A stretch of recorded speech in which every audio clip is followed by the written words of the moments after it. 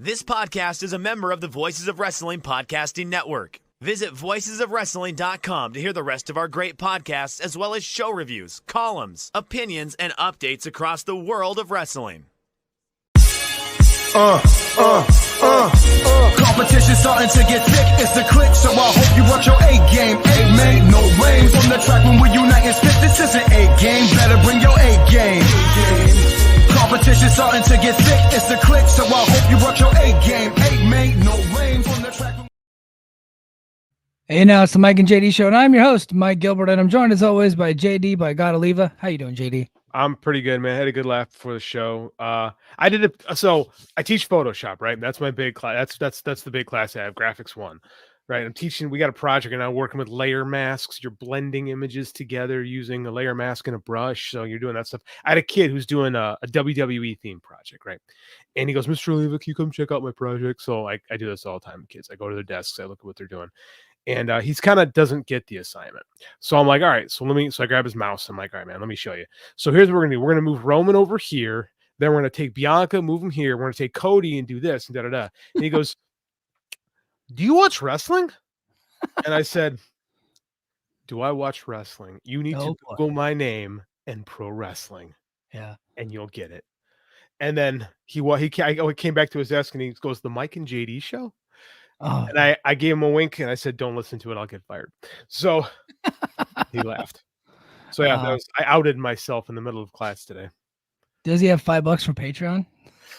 That'd be weird. He can't show up for class on time. I don't think he's got money for anything, quite frankly. Oh, that's funny.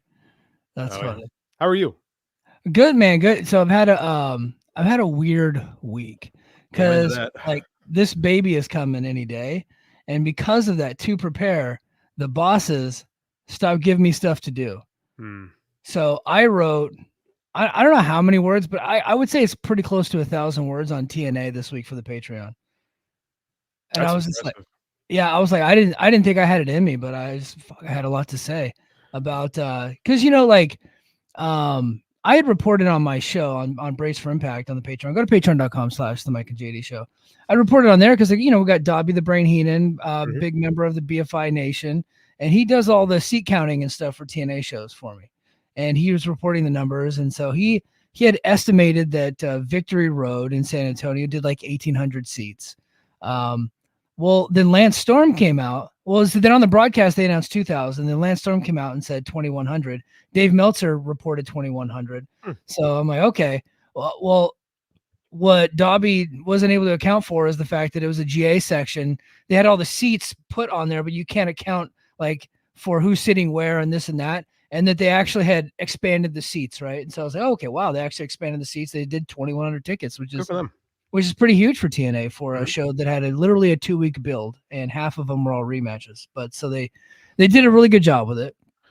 And so I had this idea for an article because, naturally I think everybody's going to give credit to the NXT relationship for those numbers. And I was like, yeah, they do deserve a lot of credit, but they did have some pretty big houses earlier in the year before the NXT thing. So I actually detailed that out. And what the conclusion is that while yes, the NXT partnership is probably the biggest driver of tickets, it's because the TNA stars are getting over on NXT television and bringing back that fame to TNA. And so that was kind of the whole article. And I did probably over 1,000 words on that. So you guys go ahead and go check it out, especially if you're a TNA fan. I'd really appreciate it.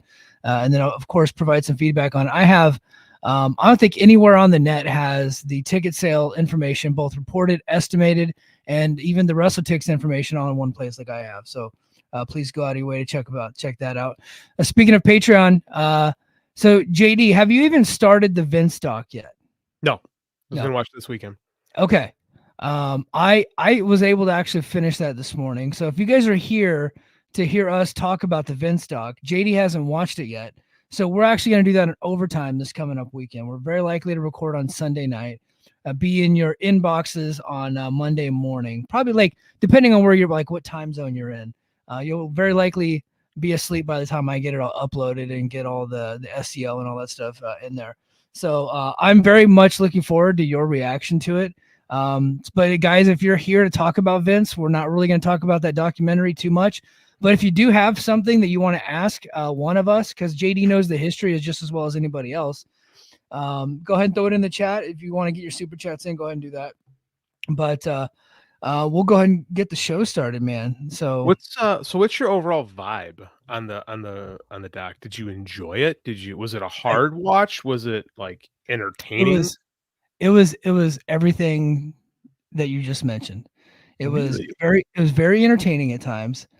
Somewhat educational. I did know just about everything that he talked about, because you got to remember this is for Netflix, so they're introducing this to like a bigger and newer audience, right? So they did have to rehash some stuff.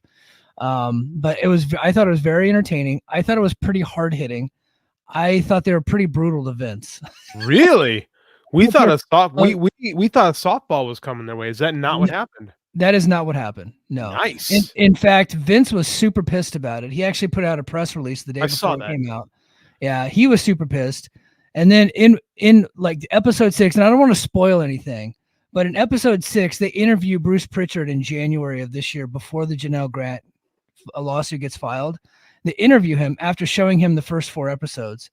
And they go, "Can you give us your honest opinion on the show?" And he goes off on those guys about how they buried Vince and how he didn't like them for that, and they were not fair to him, and they don't know the man that he knows, and that he's got a good heart, and you guys are just went out of your way to bury the guy. And they did bury him, but what they did, and look, and I don't want to go down this rabbit hole because I have a lot to say about this Vince talk, but just to give you guys a preview of what we're going to talk about in overtime, any good documentary will give the subject, no matter how evil they are, the chance to tell their story. Mm-hmm. And they will give the subjects, people in his peer group, people that maybe have his back or her back, they'll get a chance to tell their side of the story. But then you also get the other side of the story from the people that were covering them, the victims and things like. They had archive information about some of the victims, Tom Cole, Rita Chatterton, all those things. I felt like it was really balanced, to be honest with you. Really? And so I'm actually looking forward to hearing what you got to say. I got to commend, Dave Meltzer was, I think, awful announcing, like did a story, and they, named him as like the star of the show. And I thought he was one of the stars of the shows. I thought Eric Bischoff was very good. I thought Bret Hart was very good.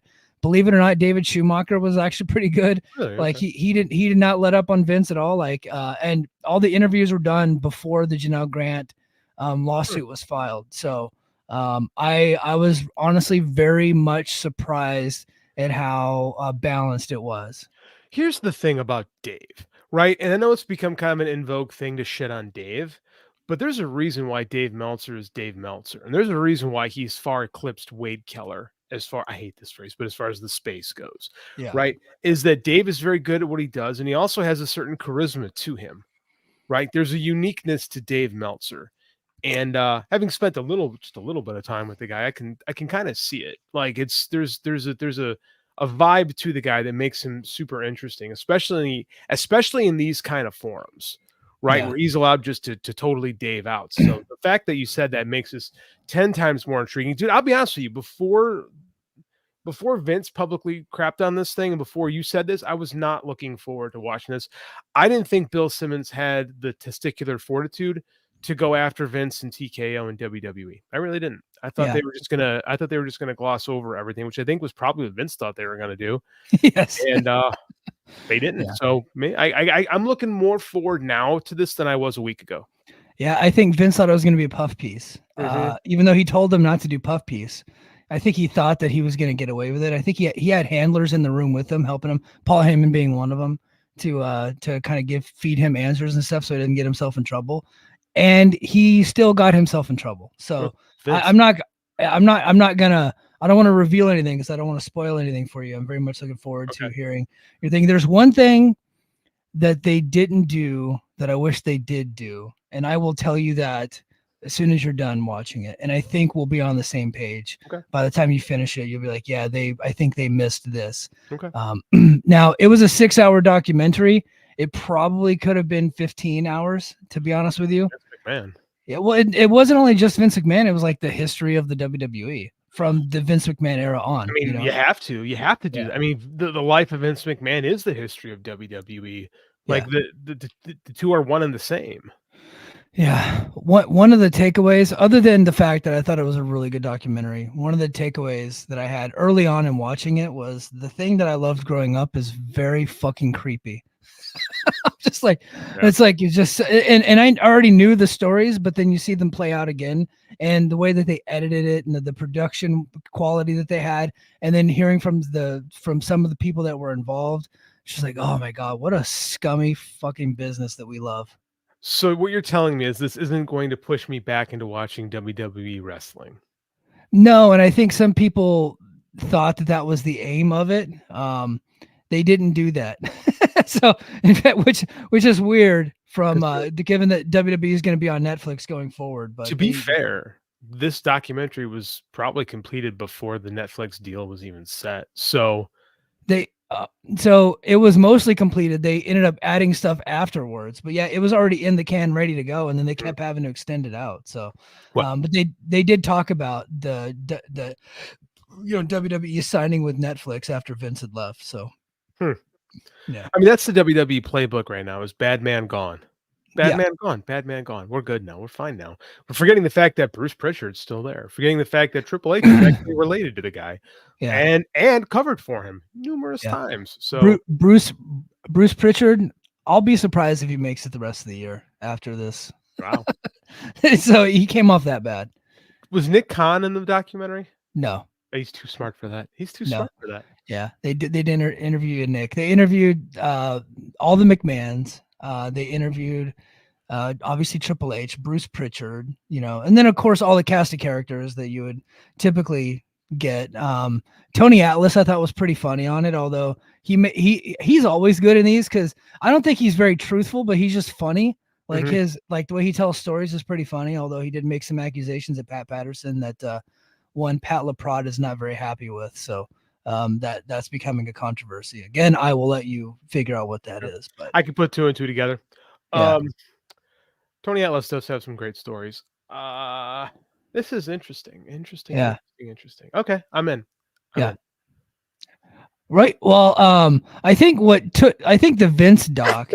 Sorry, bless you. I think the Vince doc took a little bit of the shine off of Grand Slam a little bit, but that was a pretty big event. I thought it was a pretty decent show. I didn't think it was as good as some of the other Grand Slams. They did have a really good match on it, but it just didn't feel as big as the previous ones. I mean, of course, the attendance is down a little bit, but I mean, it wasn't. I really like the Nigel Bryan match. Me too. To start with, I think it was cool to see that Nigel, a guy who had his dreams taken away from him a decade ago, a guy who it's such a great story. This is why I kind of brush up people say, well, I don't tell stories in AEW. I'm like, the Nigel McGuinness thing is great. Like he's jealous, like him and Bryan were peers. Like they were 1A and 1B for the longest time. And then Bryan became a superstar and Nigel had to retire. And like, that's like the best foundation for a bitter villain, right? Yeah. I thought it was great. Like, and I thought, and to see that Nigel still has it, like watching them just exchange wrist locks for like 3 straight minutes. I'm like, these two are having the best time doing this. I'm like, they're loving life so much right now. Like they've never done that match, them two together in a venue that big with, even though I know sales are down, but they're still over 8,000 strong in that building. Like that was very much the biggest match those two have had together, I would assume, right? Dude, 8,000 people for an AEW show this year is a good crowd. I know in that stadium it's not the best because you can get a lot more in there, and they have gotten more in there, but the company's a little bit cold right now, very cold right now. But this is what they got to do. They just got to crank out good shows, and it wasn't a bad show. It was a little flat till the end, I thought. But I mean, it wasn't bad by a stretch of the imagination, I think. Yeah. I know. I didn't think it was a bad show at all. But I like you, I really liked the Nigel McGuinness, Bryan Danielson match. I was not a Ring of Honor guy. So the first time people are going to start logging out and probably blocking me on Twitter when I say this, but the first time I ever saw Nigel McGuinness, you're the TNA guy. He was Desmond Wolfe. I knew you were going to say that. Yeah. Yep. And then I ended up going back and watching some of the Nigel McGuinness. I was like, wow, this guy's really fucking good. He is really good. And then when he signed with WWE, I was hoping that he would actually get to wrestle there on NXT, but he ended up just being their announcer. And for my money, he's the best play-by-play announcer that there is right now. I don't think there's anybody better than him. I happen to be a fan of Wade Barrett. I think he's pretty good anytime I hear him. But other than that, I don't think there's that many good color commentators out there, and I think Nigel's the best. No, I think Nigel's the best color guy the AEW has for sure. Like, Yeah. the fact that he gets relegated to Collision, which I get, you need to have good people on that show. You can't crap on it completely. But I particularly enjoy Nigel's work more than I like Kevin's or Kevin. More than I like Excalibur or Tony or Taz right now. Definitely more than Kevin Kelly, actually. But I mean, like, yeah, I like Nigel. I like that he got to have. I don't know where this goes for him. Yeah. If he's going to work again, or if this is it. If that was a retirement. If it is, it was a good way to go out. It was, part of me wants to see him do it, keep going and keep wrestling. But there's also the part of me that understands where AEW is at and where he is at in his career. I think it's actually smarter for him to continue on with his commentary deal and just keep doing commentary. And maybe if he wants to come out of retirement once or twice a year, but I don't see him like overstepping a lot of the people that they have on that roster. He's still very good, but he's got to be 45, 46 years old. Yeah, probably somewhere on there. Here's what I was just, are you familiar with the Piper Soli Morocco angle from Georgia in 81, I believe? Oh, I am, but please explain. So, okay, I believe it's 81 on TBS. Piper, like, everyone gives Jesse Ventura the credit for being the first heel color commentator. That's not true. Piper pioneered that on TBS, right? So national cable, right, with the satellite. But because it wasn't in WWF, it doesn't get the credit. So, but people watched it. Like, people were watching a lot of that. So I get tired of the Vince apologies. Anyway, so they had this angle where Morocco had been infuriating Gordon. So, like, Don Morocco, Mace from Morocco, had came after Gordon Soli. Gordon is the most beloved play-by-play man in the world, like in the country at the time. Everybody loved Gordon Soli, like, especially because TBS had that reach everywhere. So, and Soli's partner was Piper, and Piper was doing the heel commentator thing way before Jesse Ventura was. Well, they did a thing, and if you ever watch WCW, I mean the World Championship Wrestling TV show, they always had the guys come out to the podium to cut their promos, and usually Gordon was right there with them.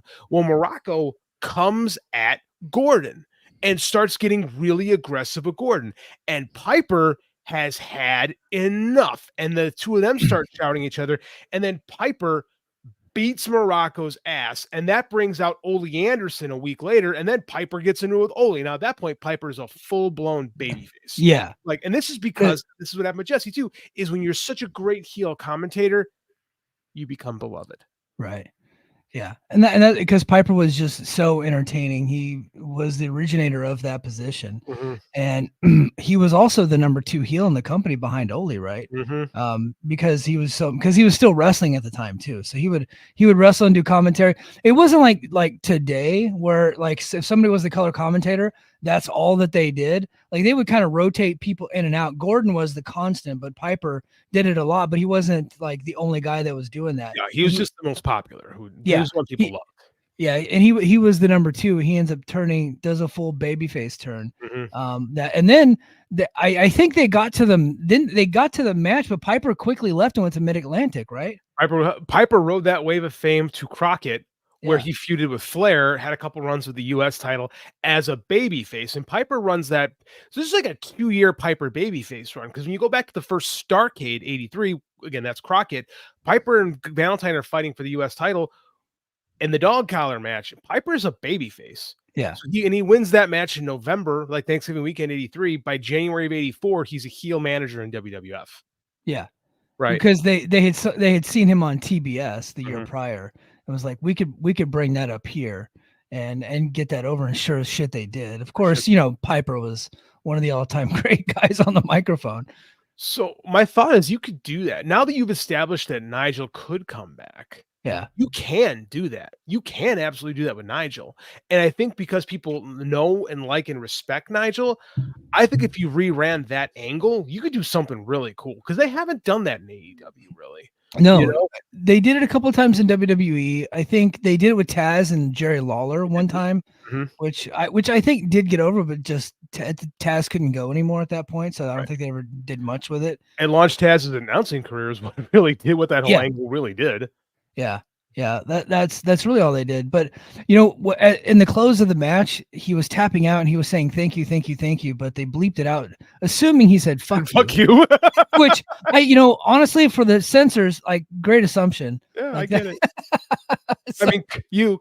It's very easy to make that, because who says thank you after being in a submission? Like the yeah, fuck you makes much more sense. But it's knowing that and knowing the story behind it, where Nigel, it's very Balboa, right? yeah, It's very Rocky Balboa. He just wanted one more round. He wanted one more shot at the champ. yeah. One more time to prove that he could. And it was a 30-minute match. It was a good 30-minute match. So It was. I think It they could do wasn't. It wasn't like the modern style that you would no, normally see, and that's honestly that's why I liked it, me too. because it was more of a throwback Mhm. type of match to a different era, kind of the era. You know, I'm not going to say his name. I'll say Fit Finlay. I won't say the other guy that also wrestled kind of like Fit Finlay, the Canadian guy that did the horrible things. But it kind of reminded me of one of Oh, those types of matches. You know what I mean? As opposed to what we ended up seeing like 10 minutes later, your typical AEW match, where you get four guys doing every fucking move in the arsenal and kicking out of everything and just making the crowd go crazy. It was a completely different match, and I really liked both matches differently, because of how different they were, and I thought they were both awesome. I think this is the strength of AEW, is the willingness to do different styles of matches in the same show. One of my issues with WWE is everything feels very formulaic, and that's what they want. They want guys to work that WWE style. They have a whole developmental territory because of it, because they want you fitting what you do into their style. What makes AEW cool is you do get the typical AEW high fly, high spot style. Then you're going to get some lucha. Then you're going to get some brawling. Then you get some garbage wrestling. Then you're going to get some mat stuff. And then you get this thing, which is essentially, I kind of looked at it as like a World of Sport throwback a little bit, like definitely Yeah. inspired by the World of Sport stuff. And then it kind of evolves into like that mat-based Ring of Honor early 2000s style that Bryan and Nigel were known for. And like it was pretty great. They did a callback to the spot where they did the spot where Nigel gets his head busted open, but this time Nigel was smart enough to take it on the shoulder and not on his face like an idiot. So it was like I saw I'm like, if Nigel does this again, I'm gonna reach through my TV and hit this man. He was smart enough to actually work the headbutt this time. Like, okay, so we've seen some personal growth. If he headbutted the ring post, somebody from AEW, like one of the referees, would be like, "Well, we shaved the ring post down. It was completely safe." Honestly, they probably would do that. And now that you've spoken that into the ether, I'm sure someone is listening in the room, and that will be a thing. Yeah. But I really enjoyed the match. I do think that we have another interest in Nigel. I do think they should plot that out at some point and do the Piper angle with him. So, suggestion. What'd you think of the Young Bucks versus Fletcher and Osprey? Hot take? Yeah, I'm bored with the Young Bucks, man. so am I. Yeah, I watched the match. I very much enjoyed the match. I agree. Don't get me wrong, because when they wrestle, they're still the best out there, right? Mhm. And of course, Kyle Fletcher, and we already know what Osprey is, but Kyle Fletcher, this motherfucker, he is a He can star. go. He Yeah. Tony loves to beat people before he pushes them. So I do think they're going to do something big with Kyle Fletcher, and I think they should. The kid's immensely talented. Yeah. I just can't get invested in a Young Bucks match right now. Same here. Like I said, it was a really great match. You can give it all the stars you want. They don't matter. The shitty part is I did not really care about the outcome. Nope. I didn't care going into it, but I still very much enjoyed it, if that makes sense. I'm the same boat. I can look at it and I can go, this is a good match, technically speaking. Like, it's enjoyable. The crowd's into it. I'm so cold on Matthew and Nicholas Jackson right now. I found myself playing with my phone a lot of time in that match. Like, they had a hard time keeping my attention span, to be honest with you. And I love Will Ospreay. I don't know, when the Bucks show up for stuff lately, and I'm not trying to be Jim Cornette or anything like that. I just have a hard time being invested, because I think this whole elite run the company thing completely petered out and it never really made sense. And I don't think they're doing a very good job with this, quite frankly. Yeah, I feel the same way. And not only that, Jon Moxley is coming in with his new version of the BCC and is doing a takeover much better. Much better. Than what the Young Bucks and Okada were doing. Mm-hmm. And so that's the interesting storyline. No matter what they do, just no matter how many things they kick out of, I really just don't care at this point. I've seen it, man. Like, I've seen it before, and I know the Bucks are trying to do something else, but I mean, like, at the end of the day, like, some guy wrote this big article, and I think it was King of the North actually tagged me in this. and it was like this big thing of why he just can't get into Kenny Omega matches. And I'm like, this dude's crazy. Yeah. Like, but everything he said about Omega, it's like, that's how I feel about the Young Bucks. Yes. Yeah. So maybe the guy is not crazy. Maybe he's seeing something that we're just not seeing. I didn't read that, by the way. There's too many words. But Oh, far too many words. And he wrote it. It looked like he wrote it on a Smith Chrono typewriter. So, Yeah. I mean, like, it was, I mean, fine. Everyone can have their opinion. I'm not pooping in a guy's opinion. I'm just saying, like, I think Kenny Omega matches are great. I think Kenny Omega does get people emotionally invested. Those Kenny Omega Jon Moxley matches had heat, were fun, were awesome. We saw what he did with Moose and TNA. Like, I think every time Kenny gets in the ring, it's something special. I don't feel, and I used to feel that way about the Young Bucks, but I just don't anymore. They're so stale. Yeah, they are. Speaking of the Young Bucks, transferring heat has a good point. Let's go ahead and talk about this right now. So after, I guess the next morning, after the match was over, they're traveling. And guess who they run into? This guy, one of the stars of the McMahon documentary. All Elite Wrestling's Shane McMahon. Shane O'Mac himself. I mean, they're teasing it so much, like you would think it's got to happen, but then there's a part of me that's like they're teasing it so much because it's not actually going to happen. It's possible. I mean, that's actually right up their alley. Yeah. You know, that's actually something that they would do. I don't know, man. I mean, like, I was more open to this than most people were, but I'll tell you what threw me. That's the next big surprise that we had on the show is surprise, quote unquote, is the arrival of MVP. And I assume the Hurt Syndicate, I think they're gonna call Hurt him. Syndicate, yeah. Yeah, I mean, like, and I like MVP, you know, like Me too. we're TNA guys. MVP's a great promo, great story about a guy who got his life on track and, you know, fixed everything. So, I mean, like, I like his story. I think he's very talented as a manager. And I love having managers. I like the idea of him and Nana having issues over Swerve. I'm like, oh, you know, that makes sense. That's good.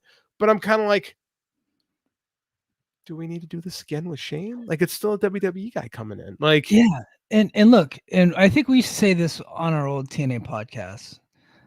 I try not to discriminate against somebody based on where they used to work. Right. Like, I think that's weird. However, it's getting really bad in this company where they're just continuing to take acts off of the other show and try to freshen them up a little bit and bring that act over.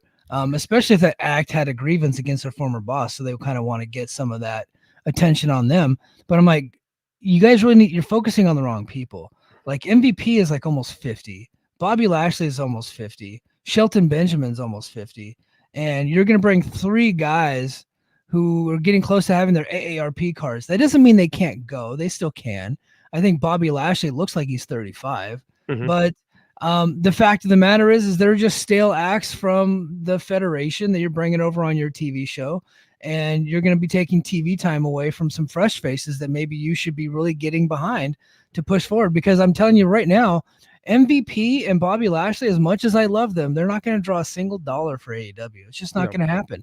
So essentially, you're just going to be bringing them in, and it's going to be a net negative. But look, he's a fucking billionaire. Spend all the money you want, dude. But I'm just not interested in it on my television. I'm kind of with you on this one. If the plan is that Swerve just beats these guys, right? They come in to deal with Swerve, and Swerve deals with them, and they're able to take their presence and channel it into one of AEW's young, specifically black stars. Yeah. I could open up to that a little more. I can't think of who that would be off the top of my head. I mean, like, I don't know if like Lee Johnson or Lee Moriarty has that level of charisma. Like, and Shane Taylor kind of does his own thing, and Shane Taylor's not young either. So I mean, like, chicken. I do have a soft spot for the infantry. I like those guys. I do too. But but we all know why I have a soft spot for them. So which makes sense. I'm not saying that they're not talented. They are. I keep waiting for that guy EJ Nduka to break through. And that's the guy. EJ did a thing with Swerve a couple weeks ago that kind of he showed up and then kind of went nowhere. That might be the move, to be quite honest with you. Okay, now that you've said that actually could be a thing. Like, if you use the Hurt Syndicate to launch EJ Nduka, that could work. And that would be the only thing that I would be on board with, because that guy looks like money and you should try. He looks like he's the only guy in wrestling right now. Like, there's other guys that have that are like bigger and more muscular, but he's he's like a modern day Lex Luger. Yeah, the guy shredded. Now, can he go? And I don't know, because I have not seen him wrestle in AEW. I think I saw 2 matches when he was in MLW, but I have not seen a single match since he's been in AEW. And so I just, and like, there's probably a reason for that. Maybe the guy just can't go. I don't know. It's possible, but you should still try. Like, just look at the dude. Like, a guy who looks like that deserves a crack. I mean, I'll be honest with you, they gave it to Jade for a year. They did. Like, they tried really hard with Jade. She wound up getting springboarded to WWE, and she's not what we were all told it was going to be, but she's doing fine. You know, she's fine. So I think that you should try with EG, because I mean, like, I think that this company looks down upon star presence sometimes in favor of work rate. And like, if everybody has work rate, then nobody has work rate. You know what I'm saying? Like, I think that you need some. It's okay to have some guys that are body guys, you know, that can do something. Like, it's the thing we talked about with Sid a couple weeks ago. Yeah, he didn't have to be a work rate guy. Let him fill a specific role. Let him be, you know, like Sid was like, he's your crazy guy who's a bad motherfucker, and he doesn't need to have 30-minute classics, you know? I'm okay with this. I'm okay. I mean, like, that's kind of thing people like go, oh, they dropped the ball with the Wardlow. I'm like, I don't know. Wardlow really wasn't that good and didn't have much charisma. Like, he really didn't. Like, he got over because he was just beating the shit out of people, because that always works. That always works. When you have a big guy who goes out there and murders people, it gets over. It always gets over. So if you do that with E.G. Naduka and you surround him with Lashley and Shelton Benjamin, MVP, that could give him some bona fides to launch him. And if that is the plan, and have him work with Swerve that way, I could do it. I mean, that's what it should be. Older stars should be used to help get younger stars over. Yeah. The person is Will Hobbs. Will Hobbs had surgery, my man. Will Hobbs is not ready to come back. I think he might be on his way back, though. Okay, if he is, okay, I change that back. If Will Hobbs is ready to go, yes, that person is Will Hobbs. Yeah, because he does have charisma. He does have working ability. It seemed like they were ready to do something with him, and he got hurt. Because anytime you're working with Moxley, it's like they take you seriously. Yeah. Yeah, they were definitely finally getting behind the guy. It just kind of bad luck. Yeah, just bad luck. Ended up not working out. Main event of Grand Slam was Darby Allin and Jon Moxley. Jon Moxley got the victory here, so it looks like we're finally gonna. Well, finally, they've only been pushing it for a few weeks now, but we're gonna get Bryan Danielson versus Jon Moxley. It's a WrestleDream. What do you think we do there, man? Are we gonna take the belt off Danielson already? Danielson needs surgeries. Yeah, but I was like, I thought they would probably drag that out to the end of the year, because I don't know how true all of this is with how hurt he is. I'm sure he is hurt, but if he really needed neck surgery that bad, he would not have won the world title. I disagree with that. I think Bryan retiring as the world champion means more than Bryan just retiring, especially retiring in Tacoma, Washington. Yeah. Like, I think Mox is their hottest character right now. I think you need to put that title on Mox and build somebody. I think Darby is following in the footsteps of his mentor and is now the dumbest baby face in all of professional wrestling. But it kind of fits because he's Sting. He's Sting's mentee, and that's a move Sting would have pulled. So okay, I could accept that. And then again, I think that Darby's role right now is to have that constantly taken away from him. Like, get close, don't quite get there. And when he does get there, it is going to mean something. Like, I think that is the right role. I think Darby could get maybe the guy to take the title off of Moxley, but Moxley's doing something interesting right now. And I think you need to put him as and they have been. I think they just need to put him at the forefront of the show and let Bryan heal a little bit. And I think Bryan could work well too in coming in here and there. Yeah, he could be a special attraction coming in for a couple big shows a year, whether that be AEW or anywhere else. I think he's probably going to be sticking around AEW. I think he's going to stick around AEW because he's in the room. Him and Tony are tight right now. I think AEW just fits with his aesthetic of what he thinks pro wrestling should be more than WWE right now. And I honestly don't know if Bryan and Hunter are, simpatico. I don't think there's beef, but I don't know if they're like, boys. You know what I'm saying? Yeah, I've never heard him say anything bad about any of them over there. But you don't hear him say much about Triple H to begin with. Yeah. And I know they did have some headbutting over the years. Literally, they'd have some headbutting over the years where it seems like he will praise Vince, but I don't think I've ever heard him praise Paul. Yeah. Yeah, I don't think I've ever heard that. Yeah, let's see what else we got. Oh yeah, man, big news here. You guys in the chat, I really want to hear what your thoughts are on this. AEW almost lost one of their top stars. But thankfully, at the final bell, at the final hour, they were able to re-sign former AEW World Champion Saraya to a 1-year contract extension. Sean Ross Sapp revealed that Saraya had been in talks with AEW about her future, and the company had an option year on her original contract. However, it appears that the current agreement is a separate new deal. Saraya, she's sticking around, JD.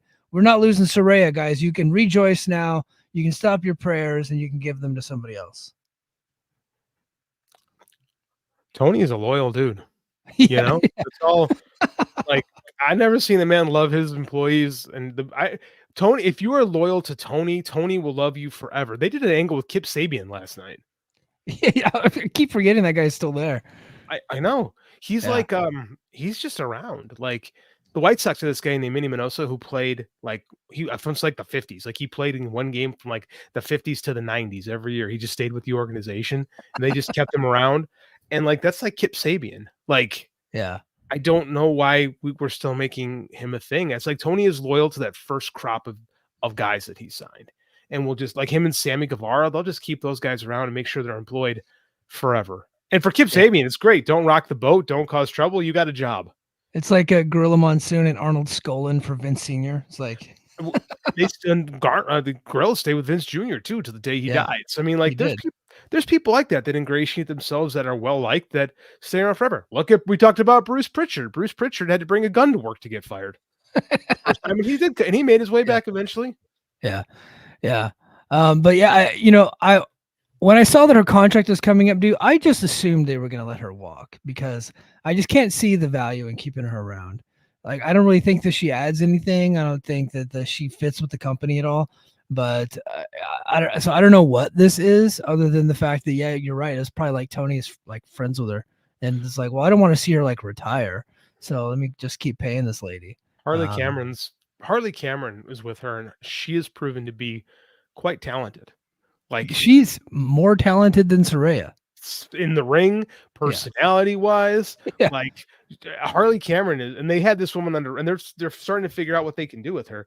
Like she's really entertaining. Harley Cameron 25, 30 years ago would have been a valet and have been a very successful one. Yeah. So I mean, like she's talented. Like, but they're keeping Saraya around. I mean, like, I don't know. Sometimes you just like people, I guess. So he even hired Saraya's brothers. This transferring heat. Yeah, I remember. I don't know which brother. The guy got himself in shape. So Zach Zodiac. He's in Ring of Honor. I mean, like, Ring of Honor needs bodies, I guess, if we ever figure out what we're gonna do with that. The TV deal hasn't been announced yet. It's well, I mean, they have to be announcing it for the 5th anniversary, which is kind of something that we had heard a couple months ago too. But I was like, they can't possibly be waiting that long. And sure enough, they're still waiting. Here we are. I can't wait to stop talking about this TV deal. We've been talking about this thing for 2 freaking years. I just want to move forward. This is the first week in a while we're not going to talk about it. Although we just did it. Sorry. Daniel Garcia's AEW future is in question. The confidence surrounding Daniel Garcia re-signing with AEW isn't as strong as it was a month ago. Dave Meltzer of the Wrestling Observer Radio reported that the strong belief within AEW that Garcia would resign has weakened, though nothing is confirmed yet. His contract is expiring soon. Ibu from WrestlePura said WWE is horny to sign Daniel Garcia. I don't know what that means, but man, he's holding out for more money, man, and God bless him. Make the billionaires pay for you because whatever he's getting, I don't know that they'll get the return on investment. That's not to say he's not a great talent. He is, but this guy might be making big time dough coming up here pretty soon. For a mid-carder, it's impressive. I know WWE wants another win over AEW. I know all your WWE fans, they like to pretend like they don't care. They care a lot. Yeah. Because they were bitching about how much Tony offered them, and then they decided, hey, we really want. Someone just texted us that thinks Garcia might be leaving. We don't know. If I were him, I wouldn't leave. I don't think he fits into the NXT system. Honestly, his dance will get over. I'm telling you, like he'll do the dance, and it'll get over. But that's what he's gonna be, though. He's gonna be a geek, like a dancing fool. I just don't think he's got a small frame, and he's not Ben. What do they call Ben Carter? Nathan Frazier. Yeah. Like he's not a high flyer. He's got he's got some fire, but I don't know if I don't think he's particularly charismatic. I think that he showed a lot of heart and fire in that MJF match and showed that he could be an undersized babyface. But in the land of the giants, I don't know. I mean, Bryan Danielson proved he could do it, but Bryan Danielson, I think, I know for a fact, has a much bigger personality than Daniel Garcia. I don't know, man. I mean, like, I don't know. I really do think he would get over in NXT just fine. But that's it. Yeah. Yeah. Ethan I Page would over NXT. Like, yeah. that ain't hard. Yeah. So I think that he would come in. They'd probably do a title thing, and I think he really would get over. If I were him, if I were advising him, I would say, get all the Tony Khan is throwing money around like it's crazy. Get some of that money. He's gonna outbid WWE for your services. But I could see why he would want to go to NXT. There's a lot of people there that maybe he can get close to, and really have a lot of fun with in that company. You think that I see this people like he should sign with NXT because they got a lot of hot chicks there, and I'm like, I think it's a massive step down for him career wise because I think that, let's be real, Ethan Page is never leaving NXT. No, like, and if he goes to the roster, he's like a lesser Bobby Roode, you know. I think they brought him in to be a kind of a player coach anyway, so he's probably happy to do that. He didn't have to travel. He just, I think he already lives in Orlando, so he just drives to work once a week and then comes in and does training and stuff and helps train the young guys. I think that's a good spot for him. So I don't know. I don't know what's going through the guy's head, but if he just squeezing these people out of money, more power to him. Absolutely, get paid, young man. Get paid. Absolutely. I think now, I think some other people should be looking to go back to WWE pretty soon. Perhaps Miro. Or is Miro? Did we not? Yeah, we didn't talk about Miro last week. I did a whole thing on him on Brace for Impact because it had just broken. What are your thoughts about Miro asking for his release? Do you think Tony should give it to him? Miro, yeah, I should. I totally think he should. They haven't used him in over a year. He had a good run initially. He really did. Like the Redeemer character, it got over. It worked. Miro's a pain in the ass. Yeah. Like Tony signed a lot of people. Like we have a friend who said that that Vince would poison the well that Vince would poison the well and release some people that would be malcontents in that locker room. And boy, you got it. It didn't work. I think that the people who aren't happy there should leave. Like it should be allowed to leave because remember when Jim Cornette used to bitch about All Friends Wrestling? All friends are all just happy. Nobody wants to make money. And then everybody was miserable. And it was, look at how miserable everybody is over there. They can't run anything. So it's like, you can't have it both ways, but they're both fucking pieces of shit. So like, that's how it goes. So I think that you should release Miro. If you don't want to be there and he keeps shitting on every time they pitch him an idea. He's like, I don't want to do that. It cost him his marriage. Like let the guy go. Yeah. I'm always of the opinion, like even in the military, we typically hold people to their contracts, but I'm very much like, I'm not into recruiting hostages, right? If you want to come in, you want to be a part of this thing, you want to be happy, great. If you're going to be a malcontent, you can go be a malcontent somewhere else, especially if you're not like a tippy top guy. Now it's different. Like if Jon Moxley walks in one day, is like, I want my release. Like, okay, no, because that's a difference maker. If that guy, you really give that guy a conditional release and he goes to WWE, you're fucking yourself over and you're helping out the competition. That's different. But a guy like Miro, it's like, oh, okay, you're just gonna sit in Bulgaria for a year and get paid 6 figures or 7 figures, whatever it is. Just release the guy, let him go. Like, and we I know on our show, and I know it was like a popular thing on like some of the message boards. People still do message boards, but Discords and Twitter, when guys like Andrade and Buddy Murphy and Mustafa Ali and all these other guys and FTR were asking for their release from WWE, we were saying the same thing about them, and we were saying that they're being held hostage, although I don't like using that word anymore.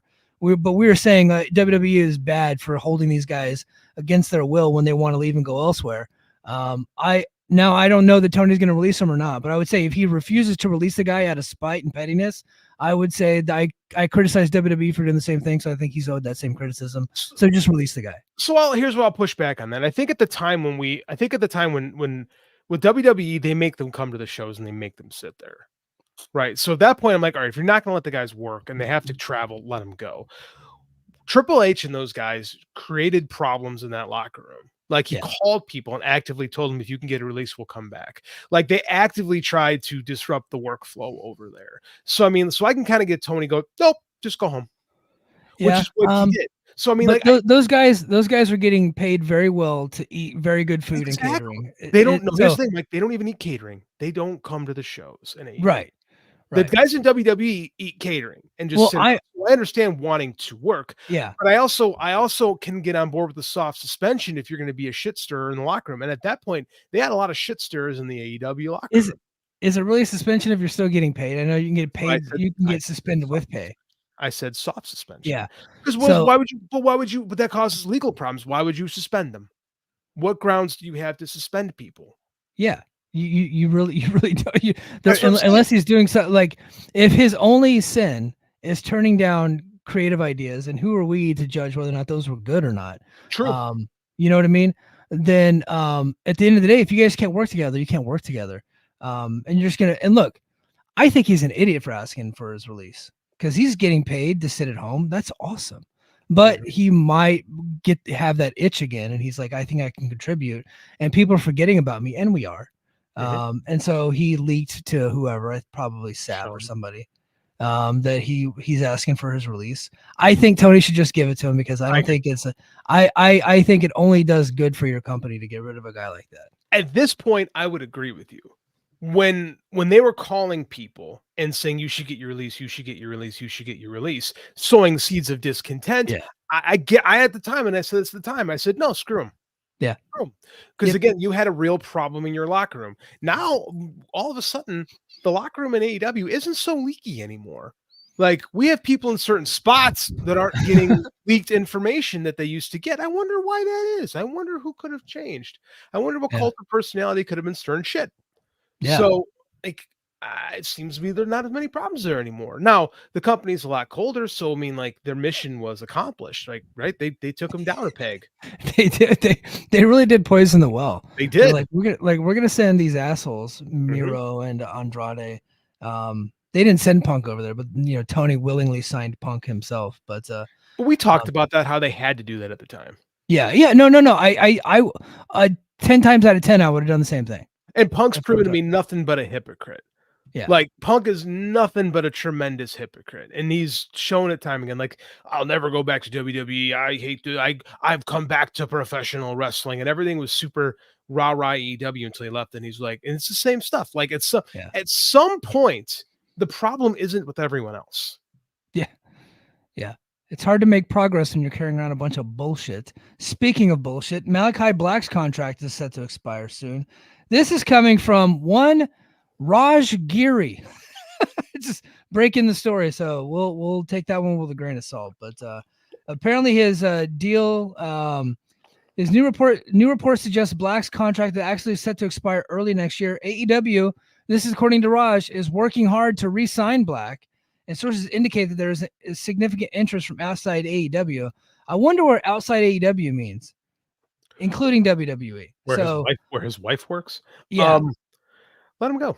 Yeah, I mean, like, I was surprised to see him sign Saraya, and then I wasn't surprised to see that this report was coming out that Malakai Black's contract was coming up. I was surprised that Raj is saying that Tony Khan is trying to re-sign him, because he's another guy. Okay, let's lesser extent. Hold on. Saraya we haven't heard bad news about Saraya. Saraya's been a team player and has been. We haven't heard any bad words about Saraya, so she just stinks. She's terrible, but she's probably well liked, and like, you want to have people around that are well liked. Like, this is a controversial statement on wrestling fans, but having good people around makes your work environment better. Like, sometimes people aren't great at their job, but they're generally enjoyable to be around, and they make work more fun. Maybe she's one of those people, and people generally like having her around. In which case, okay, I get it. Malakai Black ain't that guy. Like, that guy makes people miserable. So, now here's what I was going to say. Is Tony Khan actively working to re-sign him, or is that what Raj is saying, that that's what Malakai is telling him to up his value to WWE? Yes. Like I said, the report come from Raj Giri. All right. Not exactly a reputable investigative journalist, right? Very much guy. He reports fast. If you report fast nationals, you have no dignity. Right, like, he's a gentle guy, and he's probably helping out Malakai Black here to up his stock. Remember when our old boss texted us, I can't believe Raj hasn't blocked you two yet? Yeah. So yeah, Malakai looks like his deal is coming up. Who knows what that's going to look like? AJ Styles' WWE contract is expiring soon. Many within the industry believe his contract set to expire either later this year or early in 2025. This is according to Fightful Select. He said Styles may be considering his next step, with AEW rumored to be a potential landing spot. Again, AJ Styles, one of my all-time favorites, also pushing 50. Looks great for 50. Yeah. He's got some science going on there. Those creams you rub in your body, like they really help. I love AJ Styles. He's one of my all-time favorite wrestlers. Like I remember 2016 when he debuted in the Rumble, it was like a massive moment as a fan. That was one of those moments that as a fan of pro wrestling, you felt like vindicated, like, oh, they get it. They signed one of our guys. He's had a solid career there. If he decides to leave, cool. He had nothing to prove. I don't want him in. If this is 2019 when the company started and they almost signed AJ, we've heard those stories. Yeah. Different story. Now, yeah, it's like, again, it's the Bobby Lashley thing. I love Bobby Lashley. Me too. I want something different from AEW. That's why I started following the company, because they were going to do something different. Now, are you going to tell me that maybe I can get a Bryan Danielson versus AJ Styles match with the governor chip off, and not being overproduced by some hack? Would I be into that? Of course I'd be into that. But I just don't know that this company, that's the direction this company needs to go in. Now, I'll say this. When they have brought in WWE guys, very rarely are they pushed, like these guys, very rarely are they pushed to the top. You could say they want something different. Dude, I watched Swerve Strickland and Adam Page stick needles in each other. Like, that's different. Like, say what you want about AEW. That is not WWE. So, I mean, like, and the guys that have had success in this company transitioning, your Jon Moxleys, your Swerve Stricklands, guys who are willing to reinvent themselves and do something different. Even Chris Jericho to an extent. Adam Copeland even, right, came in and we were kind of before he was an idiot. I thought he was having a tremendous run in AEW. He at that point in the company before he got it, he was probably my favorite guy to watch on AEW TV for a while there, because he really had found a new gear in himself. So I don't want to crap on everybody that wants to come over here, but I mean, like, a lot of miles on AJ's body, Mm-hmm. Yeah, and again, it's just another guy pushing 50 coming into the company that's already got probably too many people. Now, I'm not saying, like, business wise, Tony shouldn't be signing all these people. It's his money. He's getting ready to sign a new TV deal. He has the money to do it. So have fun, get paid, talent, whatever you're gonna do. I'm just like, I just don't know that. I don't know. This isn't what I want out of Dave. I agree. Now, I don't think I'd rather him go around the indies and find young, fresh talent that's exciting. I mean, they do have young, fresh talent that's exciting. Like, they just signed Michael Oku, who we haven't even had a chance to look at yet, right? No. So there are young, fresh guys. Like, Hologram is over with the AEW fan base. Like, people dig that guy. So, I mean, like, they do have those guys. You can't push those dudes right away. So, I mean, like, I do think they are doing that. And and I get why they need TV ratings. So I get why they want to bring in some of these WWE guys. I understand. I don't think they have too many guys, because they do cycle people in and out, right? There is, like, not necessarily an off season, but guys disappear for months at a time because that's the way he wants it. Like, we have to just accept the fact that people are going to disappear from AEW TV and they have a next man up, AEW TV, and they have a next man up attitude. Like, that's just the way this company goes, right? They do work in time off for almost all of their featured players. So I do think it can work in that regard. Now, here's what I would want. If you're going to bring AJ in, bring him in for like a 4-month run and let him put over Will Ospreay at a big pay-per-view. And then he gets to ride off into the sunset. I'm okay with that. I don't want to see a 5-year deal with AJ Styles where he's taking TV time away from Kyle Fletcher or Michael Oku, something like that. I think they should do more of that. Kind of like what TNA would do. Yeah. They would bring, like how they brought in Jonah for 6 months and then he went back. and then they would bring in other people for like 3 or 4 months at a time and sign these short-term contracts. They give them a push to the main event, and then they would just leave. We just got a text from a friend of ours that said All Elite Witness Protection Program. Yeah. I like that. Yeah. All right, guys. Hey, that was all the stories that I have. So let's go ahead and go to the chat. I have not gone to the chat very much tonight. The chat was not really booming all that much, but John Muse is in the chat. Oh, hey. Which the Piper face turn came right after someone stabbing him because of how much heat he had. Piper got stabbed a couple times, didn't he? I'm sure he did. He probably got stabbed once and like it was a flesh wound, but told everybody like I got stabbed 36 times. For wrestler stories, yeah. That wrestler stories are oftentimes old fishing stories, which you're gonna like when you watch the Vince doc, you're gonna get the typical every Hulk Hogan story you've ever heard. And then he finally told the truth about something one time. Finally, he revealed the truth on something that we've known forever, but he has been denying it, and he finally admitted to doing something dastardly in the documentary. Spoiler. Spoil it? Okay. So I can't remember if it was episode 2. Episode 2. Hulk Hogan admitted that he was the one that ratted out Jesse Ventura for starting a union.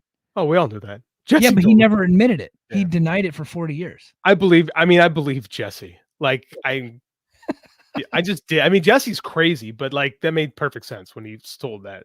So yeah. Let's see. Name cannot be blank. I like the idea of running Morocco Piper angle. Hell, I thought that they should have ran the Funk Flair angle to get to this match.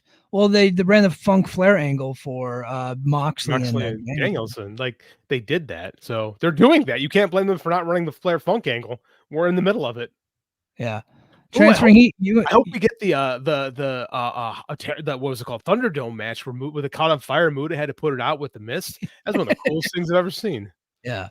You ain't the only one tired of the Bucks. The match didn't pick up until Ospreay got in, and then the no sell, no kick out got the crowd. Yeah, I mean the crowd was all over for that stuff. They love that stuff. They eat it. Crowd loves that. People love kick out of 2. Kata.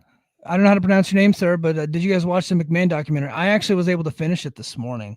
We will be talking about it on patreon.com/the Mike and JD show. We'll do a full review. This coming up Sunday night. So stay tuned for that. Transferring heat did the math. Hurt Business combined age. I don't think combined age. I think you mean average age is. He said combined age 147. I didn't see the number 1. If the average age is 147, they would all be around 150 years old. They'd have fought in the Civil War. They'd be parting the Red Sea and shit like that. So, okay, let me see. Norbert says Darby Allin is the new Crow. Well, he's definitely the new Sting. That's for sure. Definitely the new Sting. Yeah, he is babyface in wrestling. Yeah, he is definitely a dumb babyface. John Muse says Brody King singles push, please. Sign me up. No, we need to bring in AJ Styles. Fuck Brody King. We need to bring in Bobby Lashley. We don't need more Brody King and all these other guys. We need more guys from WWE television to take up TV time. We can't be having these fresh stars getting over. Can't be doing it, guys. Bummer. Kata says AJ Styles does not need to be pushed in another company. Very talented at his age. I think at the end of the day he's going to re-sign with WWE. I think he's alive. I don't think he's going. He's spoken about being very happy at WWE, so I don't think he's going anywhere either. Yeah, but hey guys, I think that's going to do it for us. We're clocking in just under 60 minutes. We did not go over, so thank you guys for being here. I really appreciate everybody. Head to patreon.com/the Mike and JD show.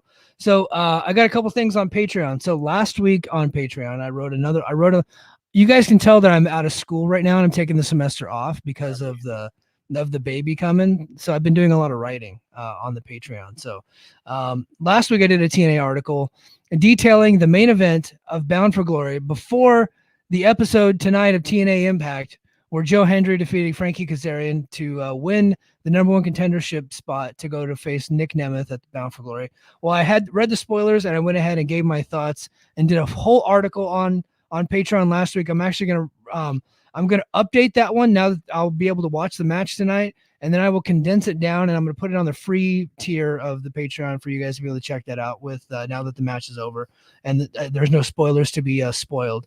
I also, like I said, I opened the show with a full-blown attendance recap of TNA's 2024, detailing their resurgence both before the NXT partnership and after the NXT partnership, and you can see where that big jump is, and I'll tell you what the turning point of the entire year for TNA was.